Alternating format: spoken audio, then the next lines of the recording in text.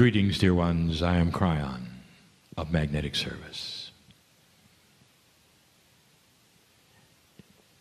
Again, we tell you that the name of Magnetic Service is a metaphor.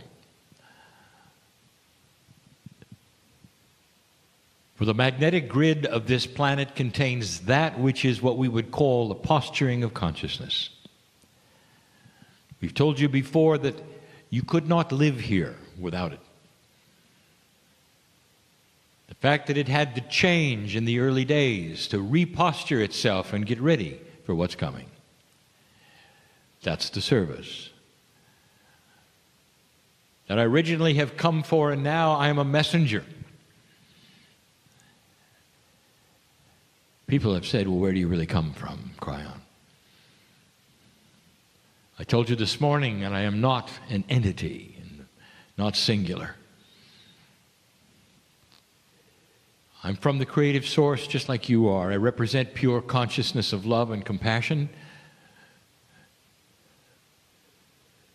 And I speak through this human being who you see sitting in the chair. It is not unusual. It's not odd. It's not spooky. It's filled with compassion, love, beauty.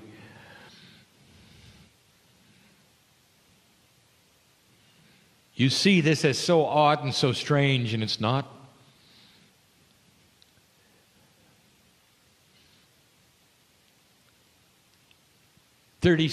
Thirty-something years after the death of the one you call Jesus, there was an apostle. Saul of Tarsus is in prison. Now his name is Paul, and he's writing what will someday become the Holy Scriptures. And he's sitting there by himself. And the man is filled with joy, and he has tears running down his cheeks. And in a half light, he is inscribing the words that so many millions will read someday, and they will call it the Word of God. Is not the Word, it's Word of Paul. Under the influence of channeling, directly he is receiving information about the beauty of God, what has happened on the earth. The Master of Love, word after word, thousands of them, in prison. And he is so alive with it. He's channeling. And you don't have any trouble with that, do you? But when a modern man sits in a chair and does even a fraction of this to give you updated messages from the creative source, there are so many who say, impossible. This is your discernment. There is no judgment of your belief. But I ask you to discern, at least discern. I ask this of all those who would listen to me right now. Are you going to use what you think is real as the litmus test, as the measuring stick? Or are you going to discern the energy of what you're hearing right now? Are you going to listen to these words and understand and hear and feel the compassion and the love for you? Or have you already got your mind made up that it isn't happening? This channel today is going to be an answer to a question that was asked. It may not be exactly the question or exactly the answer, but it's close enough. For one of the driving questions that every old soul or light worker would have on this planet right now, one who is awakening to an energy that is so different right now, one who is aware that things are changing spiritually, physically, right now. That person would ask this kind of question. Dear Kryon, dear Spirit, dear God, in this new changing energy, what is it that a regular human being on this planet who is an old soul, what is it we can do that will not only enhance this energy, help ourselves, but also be commensurate to what is going to happen? What can we do? What is it, if you want to use the word, we should be doing? And we've told you before, there are no shoulds. So you reinterpret that and say, what is the most honorable thing that we can do to match the energy? And so I'm going to tell you. Now, dear ones, I've told you before. But every single time the question is asked, a more evolved answer will occur. For as your linear time goes by, the potentials change. Therefore, you're sitting in a reality you have never experienced yet. This is new. It may feel like it was yesterday and the day before, but I know better. The potentials have changed. The kind of shift you expected may not arrive. Something better may arrive. You may have altered that. It is always dynamic. There is no set amount of energy being delivered to you on a certain schedule, dear ones, because your consciousness changes it every hour. All the time. It's beautiful. I can give you these things that I'm going to give you now. Again, because there has been precedent set on other worlds just like yours. And some of you have been through it already, and here it is again. And I know what they've gone through. I have seen this. This is not the first time. You sit on the cusp of major human shift on this planet. What can you do to marry with the energy? I'm going to give you 5 concepts, and they're not easy. It's not a list for you to accomplish, dear ones. We don't give lists. It's concepts.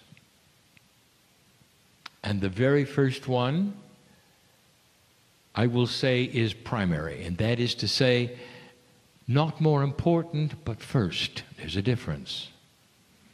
Not more important, but first. There's a difference. And we're going to use a word that probably doesn't even exist in your dictionary. Cognizing. Cognization is an English word that loosely means the cementing of belief. You believe there is gravity because you've seen it since you were born. It's invisible. But you believe in it so strongly that everything you do is so that you can work with it. You have cognized gravity. It is not something that you believe in, like you would believe in the tooth fairy, for instance, for a while, or when you're young. No, it is cognized, and it becomes part of you to your last breath. You believe in gravity. You know it's there, even though you can't see it. It holds you to the earth. It never changes. We're going to ask you to cognize the belief that the energy that you are moving into is vastly different than the energy you have come from. This is first. It is primary.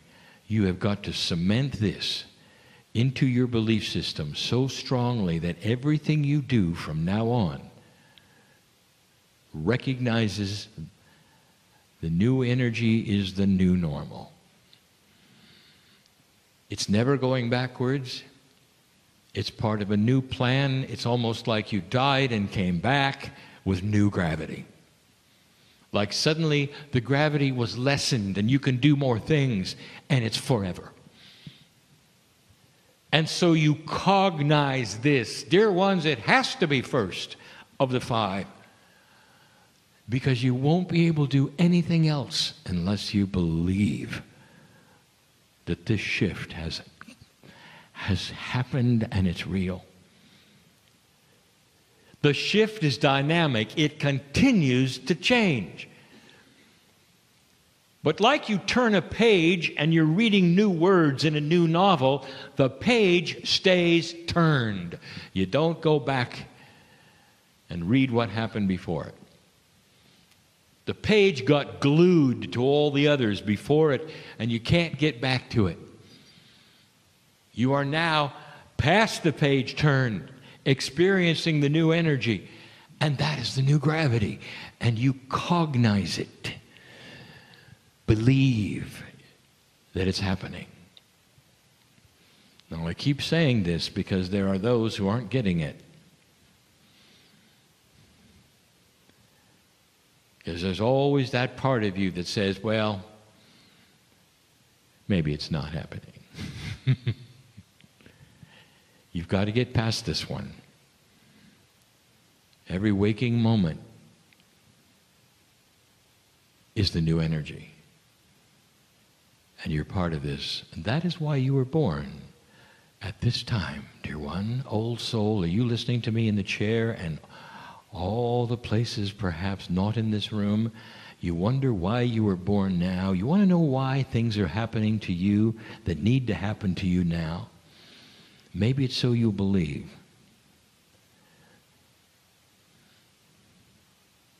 There are some negative things in your mind that may be happening right now to you. And you're wondering, why me? Let me say something gentle to you. You're so stubborn that you're going to have to do something for yourself to realize that this is new. And when you do what you need to do for yourself and get past this hurdle, you'll realize there isn't anything you can't do. This is the way God works with humans. That's how much we love you. You know who I'm talking to? Get on with it, will you? Cognize this. That's number one. Number two is allowance of change. These are concepts. Oh, stubborn human being, get used to it. Things are changing, and they're going to change perhaps not in the direction you had planned. How do you feel about that? Oh, singular human being with a singular purpose and a singular idea of who you are and what you should do, get used to this. Allowance. Can you sit there and say this or something better? I allow growth. I allow consciousness change in me that may change my life in ways I never ever thought they would change. How afraid of this are you? The fear is about change. It's not about where it's going. It's just about the word itself. Change. So the second in this five set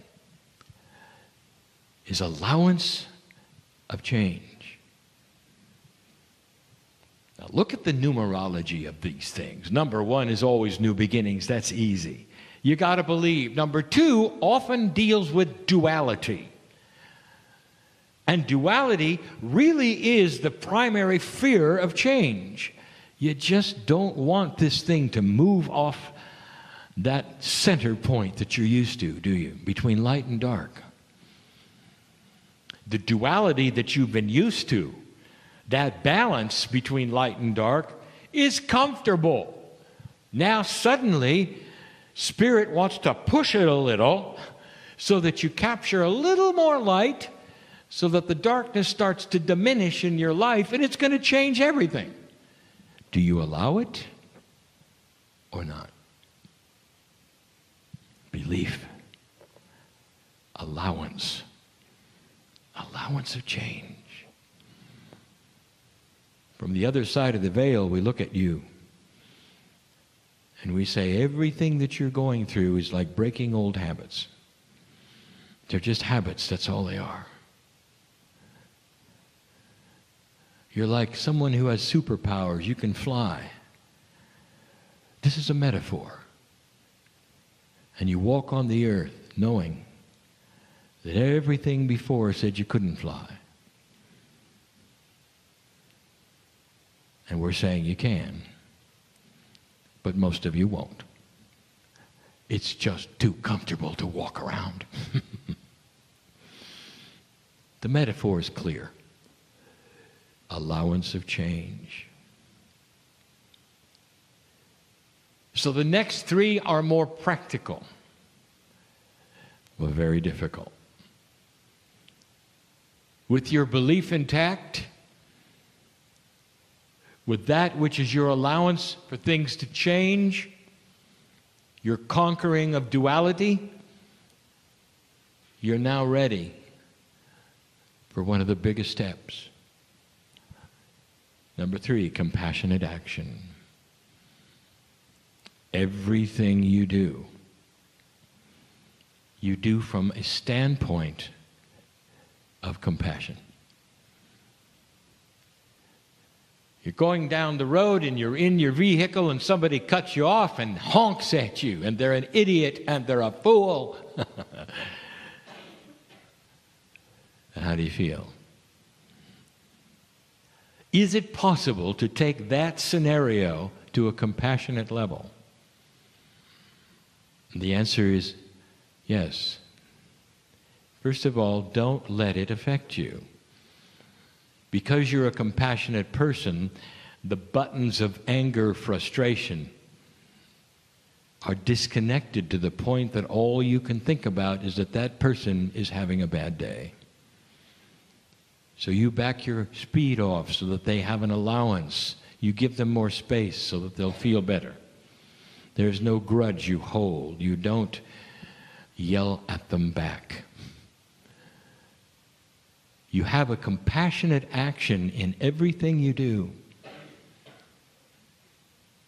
Things happen to you with other individuals that might have normally hurt your feelings because your life is unique and there are things that will hurt you perhaps in what people say or how they act or what they do or don't do or the disappointments that you would have with others around you. This is simply human. But what if everything you do comes from a compassionate soul who sees it all so differently? Dear ones, in a compassionate way, there is no one who can hurt your feelings ever, because you know who you are, and they're just having a bad day. Do you see what I'm saying? Compassionate action is coming from a compassionate heart no matter what. It is a position of strength. Now, some of you listening to this in other lands right now need to hear this.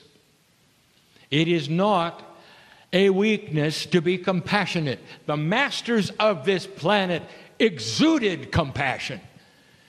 The very ones that you may worship are about compassion. They were not weak. So whatever you've been told about a kind, compassionate person, you're going to have to rearrange your perception, because that is strength. Compassion is strength. A balanced human being will not catch disease. Did you know that? A balanced human being will have that which you would call synchronicity. Others call it luck. Synchronicity. to be in the right place at the right time, to have the right things happen, because they're compassionate. It's a beautiful package. When you start a compassionate action path, everything changes. That was number 3. Now, 3 in numerology, of course, is the catalyst. And what a catalyst is often known for in chemistry is that when it appears, it changes something else around it, while it itself often remains the same. A compassionate person changes those around him and her. And they don't rub off on you. No negativity will attach to you. It's such a position of strength, they will want to be with you. You change the earth where you walk. Number 4, spiritual sight. I want you to start seeing the grander picture. I want you to see God in everything. I want you to look outside and see God in the trees and in the dirt. In the light that comes from the sun, I want you to feel the warmth of the love of God shining on you even in the dark. Spiritual sight is something that many have anyway. They're so aware that God is in all things. But it's part of this circle that we're describing of the 5 things we want you to know you can do. Compassion is one thing, but spiritual sight, this actually proves that compassion works because you can see God in other people. The one who cuts you off on the road has God inside, just doesn't know it. Just doesn't know it. And your spiritual sight, married to your compassion, says, there goes a creature just like me who doesn't know about themselves yet. Not yet. Not yet. The compassionate soul, which was number 3, who has spiritual sight, is the one who can see God in everyone. It helps become compassionate, doesn't it? When somebody yells in your face, and what you see in their face is God. Can you do that? You've got to think differently. You might even have to be like the masters. And this is what they had. Dear ones, these things I'm giving you are true and accurate representation of the new human being. You're not going to be fully 100% successful in any of these unless you practice them. Number 1 was to cognize that which has changed. When you cognize something, it doesn't happen instantly. You're going to have to work on it. The belief has to be cemented gradually as you see the evidence of it, and eventually it cognizes itself. You are actually training yourself to cognize and believe. The allowance for change, you have to train yourself to accept things that might be different. You're working on it all the time. The compassion comes slowly, not all at once. Don't feel you failed because you get frustrated or even angry. It's just a reminder that you weren't compassionate yet. And spiritual sight, it comes with time, dear ones. It comes with time. There comes a time when everything you look at will be in the light of God. Everything that is there. The server who comes to the table is not a server. It's a beautiful human being carrying the Creator's light. And you smile at the server and you just want to hug that person and say thank you for coming to the table.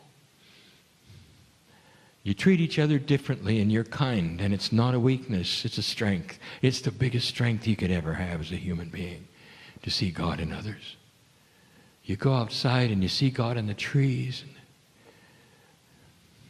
and you know that it's a system, that you're part of it and it's part of you. You can be overwhelmed with joy and love just to be part of the system. It's so different than you were taught, isn't it?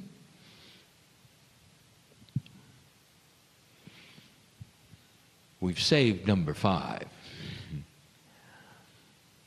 In numerology, 5 is change. And it's one of the hardest ones. And it's called patience. The human being wants everything now. See, I know who's here. It is inbred in you.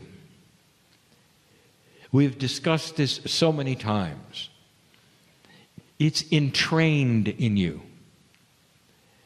When authority speaks, you want to have it now. Every single time there is something to accomplish, there is a push to do it quicker than later. Human beings want things delivered to them quickly. And they want action to happen immediately. You're going to have to practice relaxing with synchronicity. The things that many of you are asking for, listen to this. This is important. Wake up. The things that many of you are asking for are dependent on other things happening first that you seemingly have no control over. But the potentials are there for them to change.